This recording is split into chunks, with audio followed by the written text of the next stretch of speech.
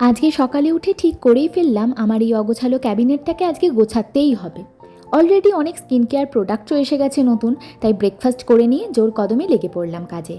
বাইরে দুদিন হলো আজ কন্টিনিউয়াসলি বৃষ্টি হয়েই চলেছে। আর এই দেখো, লিপস্টিকের আমার পিটারাটা ঘাঁটতে গিয়ে দেখি আবার একটা লিপস্টিকের অ্যাপ্লিকেটার ভেঙে গেছে। এর থেকে আর হার্ট ব্রেকিং কী হয় বলো তো।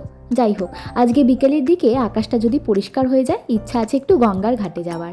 আমার বাড়ি থেকে গঙ্গা বেশি দূর নয়, তাই তাড়াতাড়ি চলো সব অর্গানাইজ করে নিয়ে স্নানটা সেরে নিই।